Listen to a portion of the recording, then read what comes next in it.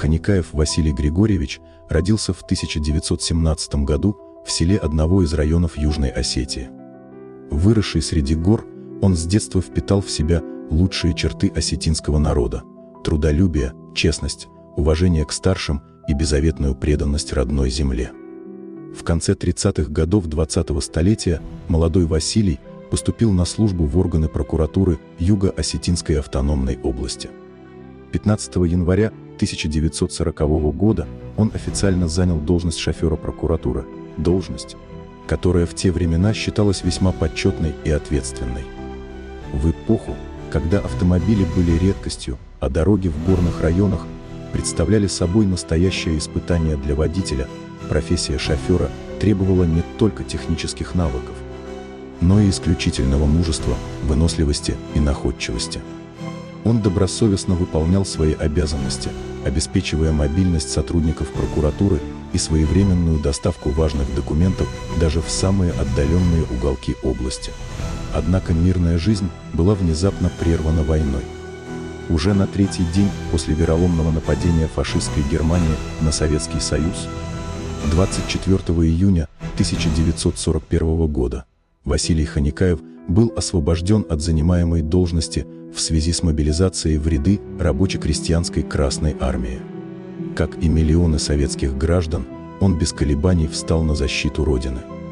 На фронтах Великой Отечественной войны Василий Григорьевич проявил себя как храбрый и самоотверженный боец. Особенно отличился он во время обороны Кавказа, за что был награжден медалью за оборону Кавказа. Его мужество и героизм были неоднократно отмечены командованием. В марте 1944 года за проявленные доблесть и мужество Василий Ханикаев был удостоен медали за боевые заслуги. Также награжден медалью за отвагу. Даты подвигов: 6 марта 1944 года, 15 марта 1944 года, 9 октября 1944 года, 12 октября 1944 года, 23 октября 1944 года навсегда вошли в его военную биографию как свидетельство несгибаемого духа и преданности воинскому долгу.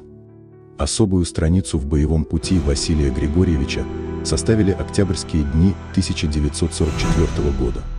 9, 12 и 23 октября он совершил подвиги, за которые был награжден медалью за отвагу, одной из самых почитаемых солдатских наград, которая вручалась исключительно за личное мужество и храбрость, проявленные в бою.